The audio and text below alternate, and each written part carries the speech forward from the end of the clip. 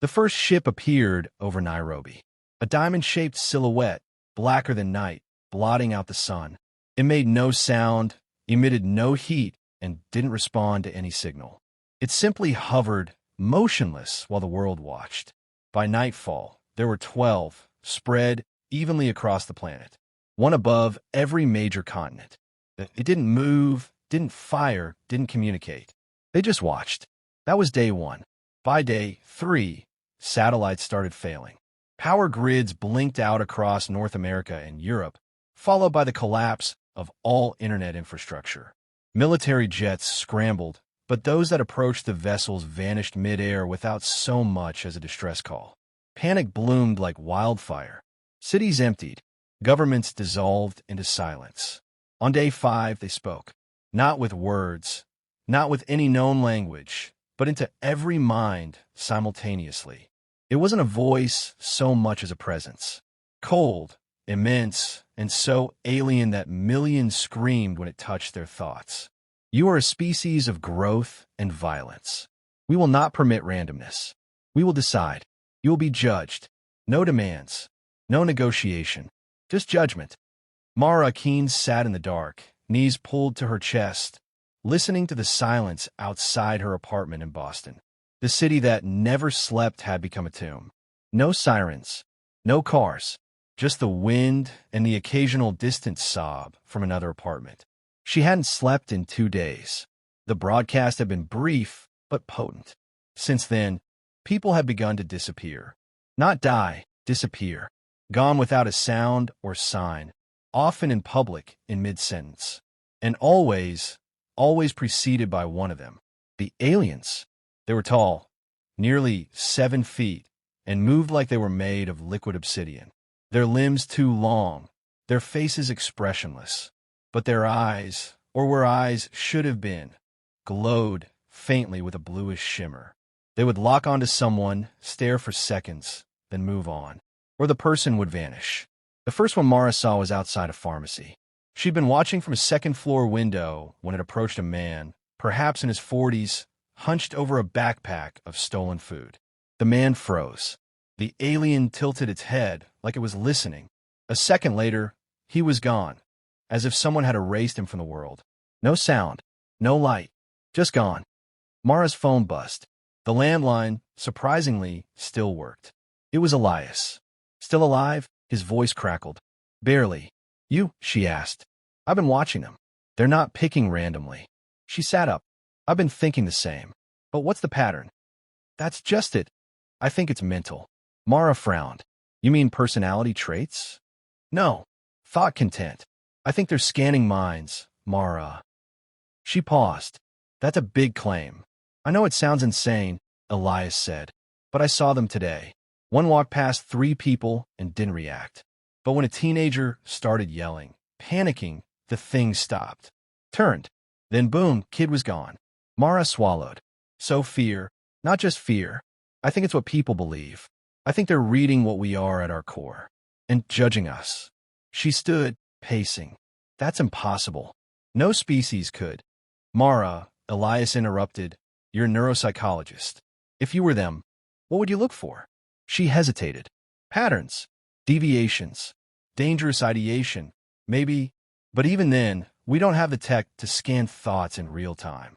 But they do, Elias said softly. That night, Mara began keeping a journal. Not digitally. Those didn't work anymore. Just paper and pen. She wrote down everything. People she saw taken, what they were doing, what their emotional state seemed to be. Over 3 days, she noticed things. No infants or toddlers were taken. Elderly rarely. People in deep sleep were passed over. But artists, philosophers, protesters, they were disappearing at higher rates. And it wasn't crime that marked you. A looter in the alley behind her apartment was ignored, while his girlfriend, who had sat crying with a book in her hands, vanished. They weren't punishing bad behavior. They were filtering. On the 8th day, the alien came for Mara. She was on the rooftop, scanning the horizon with a pair of old binoculars, when she felt a sharp tingle in her mind, like static behind her eyes. She turned. It stood 10 feet away. No sound, no motion, just watching. Her heart hammered, but she forced herself to breathe slowly. She focused her thoughts on something simple. The Fibonacci sequence. Numbers spiraling inward. Pure logic. Safe. The alien stepped closer. Mara's knees nearly buckled, but she stayed rooted. She kept repeating the numbers in her head. 1, 1, 2, 3, 5, 8, 13. A long silence. Then it tilted its head again, that eerie, bird-like motion, and turned away. It left. She fell to the ground, shaking. Mara called Elias the next morning. "It saw me," she whispered. He was silent for a beat. "You're alive. That means something." "I thought of numbers," she said. "It didn't take me. I've got to see you. I'm close to figuring something out. Meet me tomorrow, 8 a.m., at the old research lab, Building B." "Okay," she said. "You're the key, Mara." "I know it." The line went dead. Mara stood by the window long after the call ended, watching the empty street below. She couldn't shake one thought. It didn't take me. Not because I'm safe. Because it couldn't. The harvest begins. They called it the harvest. Not officially, not in any news broadcast, those were long gone, but in whispers between those who still dared to speak. The Zha'til didn't just come for random people. They came like farmers walking rows, stopping only when they found something ripe, something dangerous, or something they feared. The air was thick with mildew and dust as Mara stepped into Building B, the old neuroscience annex of their university, now long abandoned. The place hadn't been used since the electromagnetic pulse that wiped Boston's grid. Most had fled the city weeks ago, but not Elias. He stood by a table littered with wires, torn paper, and an ancient EEG headset. His beard was longer, face leaner, but the fire in his eyes was the same. "You came?" he said, relief breaking through the tension. "You said I'm the key," Mara replied. "I need to know why." He gestured to a cracked whiteboard. Scrawled equations and mind maps covered it in chaotic loops. "I've been tracking disappearances, patterns, personalities, psychological profiles." Mara moved closer. "And the Zha'til are not targeting criminals or sociopaths. In fact, those types are mostly being ignored." She blinked. "What?" Elias tapped a section of the board. "They're going after outliers. People who dream big, who imagine what doesn't exist. Abstract thinkers, imaginative minds. Artists, innovators, people with dissonance, thoughts that don't align with the world around them." Mara crossed her arms. "That's backwards." "Not to them. It makes perfect sense. They're trying to control a variable. Human unpredictability." She sat down slowly. "You think they're afraid?" "I know they are," Elias said, voice tightening. "They don't understand human consciousness. Not completely. They can read minds, yes, but only to a point. Beyond that, they encounter noise. Static. Some people emit it more than others." Mara's pulse quickened. "You mean me?" He nodded. "When they scanned you and walked away, it's because your mind was loud in a way they couldn't parse. Not violent, not malicious, just unreadable." Mara remembered the Fibonacci sequence, the numbers spiraling in her mind. Was that why? Or was it something deeper? Elias stepped closer. "There's something in us they don't comprehend, something they can't predict. And those who possess it, they disappear." "Erased," Mara whispered. "Not killed, I think. Contained." Outside, the world continued its slow collapse. Entire neighborhoods were abandoned. Supermarkets looted. The air buzzed with rumors that the aliens were building underground prisons, that some had begun speaking to chosen humans, that a resistance was forming in the Rockies. But no one trusted anyone. How could you, when your thoughts could betray you? Later that day, Elias and Mara ventured out to observe another harvest. They watched from the shadows of an overpass as a Zha'til glided silently into a city square. A crowd had formed, 30 people or so, sitting still, not moving, not even blinking. Some had blindfolded themselves. Others silently prayed. The alien paused, observing them one by one. Nothing happened. Then, from the back of the group, a woman stood. She was older, silver-haired, with a book clutched to her chest. She stepped forward. "Do you understand this?" she said aloud, holding the book up. "Kafka. He wrote nightmares that wore the face of bureaucracy. Are you a nightmare like that? The alien turned to her, its head tilting. Mara held her breath. The woman continued, "You can read my mind, right? Then read this." She vanished mid-sentence. Gone. The alien moved on. Elias exhaled slowly. That was a test. She knew it. She wanted to see what would happen if she challenged them. She was thinking, Mara said, not surviving, not submitting. She dared to confront them with an idea. Elias looked over. That's what they're after. Not violence. Not hate. Ideas. They returned to the lab that evening, shaken but driven. Elias began mapping the neurological profiles of known missing persons using archived medical data and their own interviews with survivors. A pattern was forming, not just an intellect or personality, but something else. Creativity, Mara said finally. Divergence. Cognitive flexibility. Elias looked up. A neurological trait that can't be measured by behavior alone. But they can see it. Because they're not seeing behavior, she said. They're seeing thought architecture. Neural resonance. Elias grinned, wild-eyed. Exactly. And yours, Mara, is off the scale. That night, Mara slept in the lab, curled up beside an old server rack. Her dreams were vivid, fractured. She stood in a field of stars, surrounded by voices she couldn't hear, only feel. One voice pressed close to her mind. You are an echo of the first. She woke, breath ragged. Across the room, Elias was gone. She found his notebook still open, a page marked with fresh ink. They contacted me tonight. Not like before. Not distant. Personal. They want to know why I'm helping her. Why I believe in her. I didn't answer. I think they're afraid I might understand what she is before they do. She found Elias the next morning on the roof. He stood at the edge, staring at the sky. They'll come for me soon, he said without turning. They don't like observers. I'm not going to let that happen. He smiled. I don't think it's up to you. Then he handed her a flash drive. Whatever I found, it's on here. Use it. If I'm gone, finish it. Before she could argue, a pulse shot through the air like a static wave. She blinked. He was gone. Mara fell to her knees, the flash drive clutched in her hand. And for the first time since the ships arrived, she felt anger. Not fear, not confusion, anger. They had judged Elias, not for violence or evil or chaos, but for believing in her, for believing in humanity. She stood up slowly, eyes burning. If you're afraid of us, she whispered, staring into the empty sky, then you should be the mind that cannot be read. Mara didn't cry. There wasn't time for grief. Not when she held Elias's final work in the palm of her hand, all packed onto a scavenged flash drive, wrapped in tape, and marked in his scribbled handwriting, for the one they fear. She stayed in the lab, not because it was safe, nowhere was safe anymore, but because it was his space, and because it was the last place the Zha'til had seen him. They didn't seem to revisit the same place twice. She hooked the flash drive into a dusty, off-grid laptop powered by a portable solar unit Elias had cobbled together.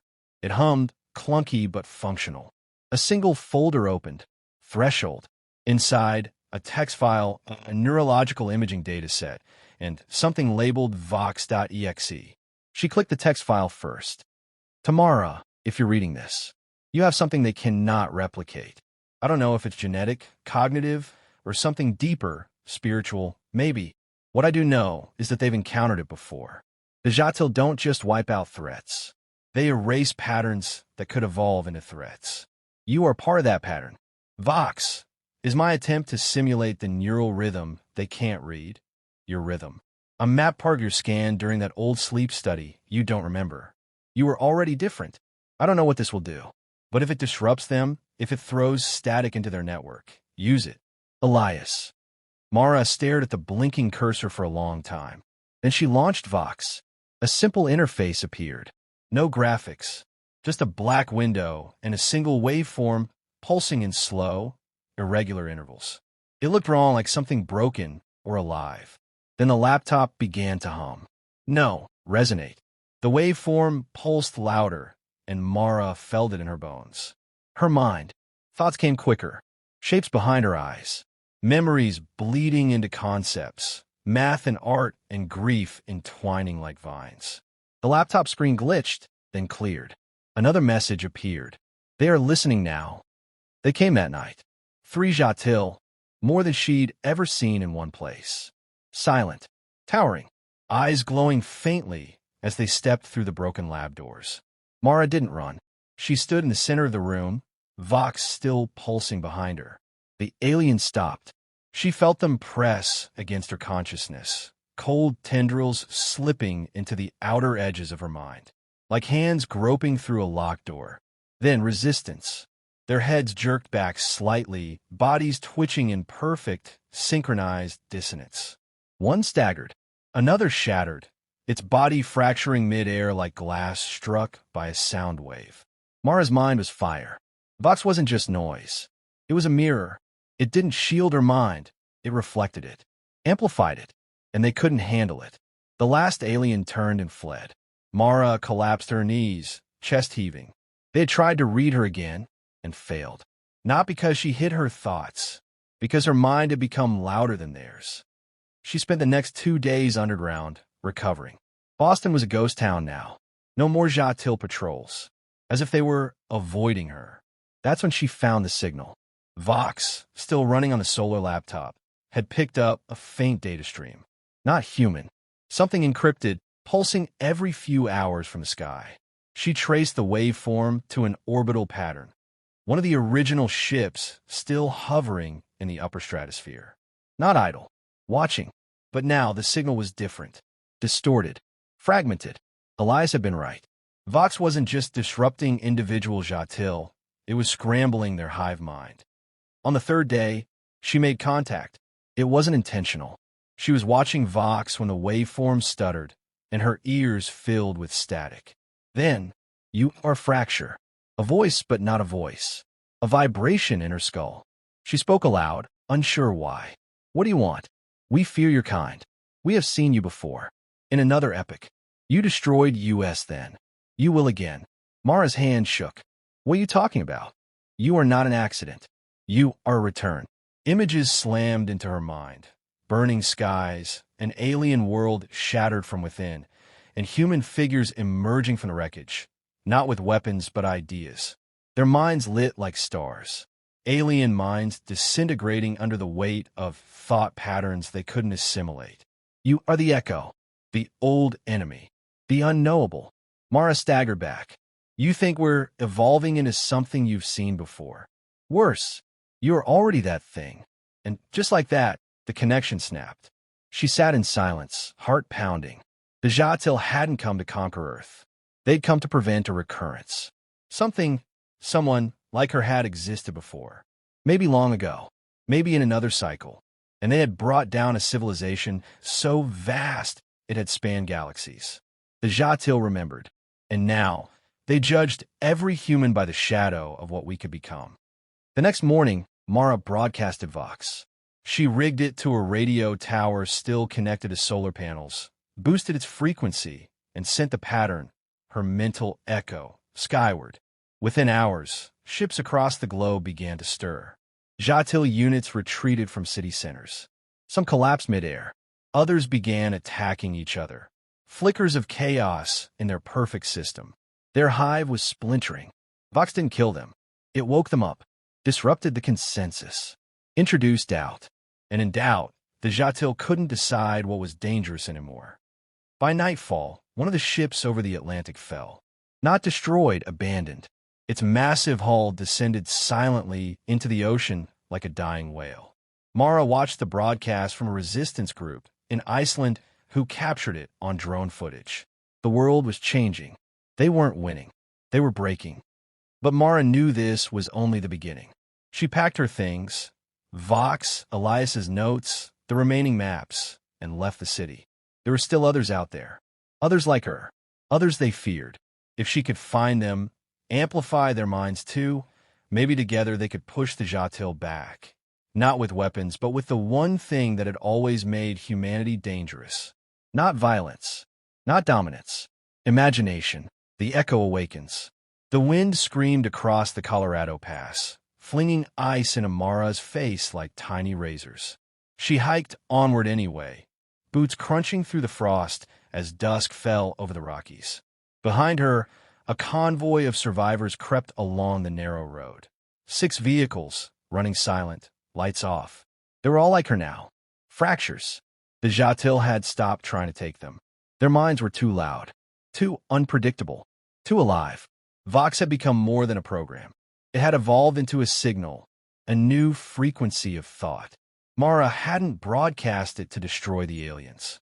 She had broadcast it to awaken humanity. And it worked. From the hushed cities of Europe to the scattered remnants of Africa's radio outposts, people began building their own Vox units. The resistance wasn't armed with bullets or bombs. They fought with ideas. They reached the bunker at midnight, a steel monolith buried beneath the mountains, once a Cold War fallback. Now it was the beating heart of the global awakening. Inside, minds thrummed in sync, yet no two the same.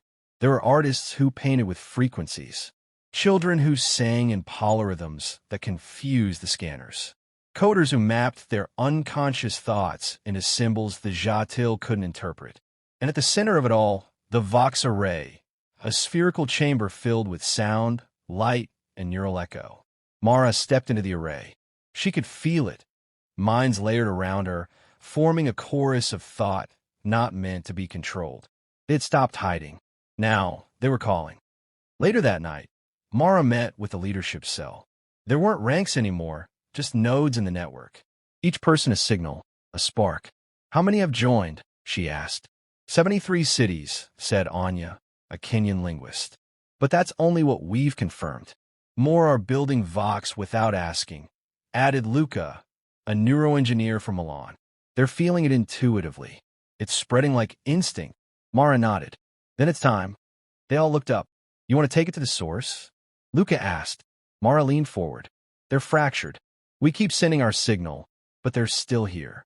Still orbiting, watching, waiting. We need to send one final message." Anya frowned. "What message?" Mara met her eyes. "You don't judge what you don't understand." They chose the Northern Array, a decommissioned deep space radar station in the Yukon, retrofitted with Vox amplifiers. It was closest to the largest remaining Zha'til ship, the Arbiter, still looming silent above the polar sky. Mara arrived just before dawn. Ice stretched to the horizon, blanketed in eerie silence. The station pulsed with power, warmed by geothermal cores. Inside, the team prepared the final signal. A combination of neural patterns from hundreds of minds. Children, poets, dreamers, savants, schizophrenics, monks. The Zha'til would hear it and be forced to see what they could not define. One final chorus of unfiltered humanity. As the sun breached the horizon, they launched the signal. At first, it was quiet, a low hum, almost musical. Then it grew, rippling through the ionosphere, bending the magnetic field itself. Satellites blinked out. The sky shimmered with false auroras. The earth held its breath. Mara closed her eyes and opened her mind, letting the pulse flood her thoughts. She didn't shield anything.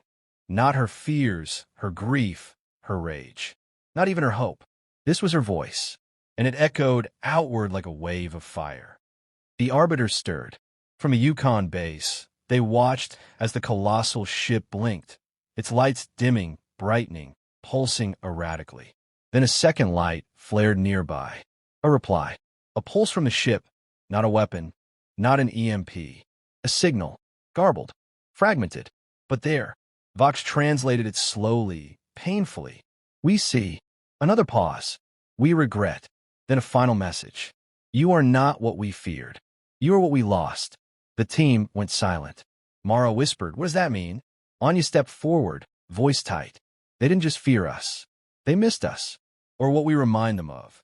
"Maybe they weren't always like this," Lucas said.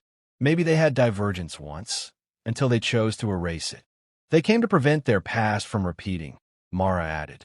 "But we're not their past. We're their future." The ship moved, not to attack, but to leave. Slowly, with a grace no machine should have, the Arbiter began to ascend. Across the globe, other ships did the same, lifting from oceans, deserts, and forests. No destruction, no retaliation, just departure. Like ghosts finally convinced the living were not a threat, but something to be remembered. A month passed. The skies were clear now. The Vox networks remained, not as weapons, but as libraries, repositories of thought. The resistance disbanded, but the movement lived on. People had changed.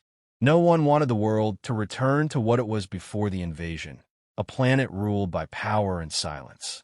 Now, the loudest minds are not crushed or contained. They were amplified. Mara returned to Boston. The lab was still there, though cracked and overgrown. She stepped inside, brushed the dust from Elias's whiteboard, and traced the equations he once scrawled. He had believed in her, and he had been right. As she stood alone in the room, the Vox implant at her temple pulsed softly, a reminder she was still connected to the network, still echoing. She looked to the sky. "Next time you come back," she whispered, "we'll be ready to talk."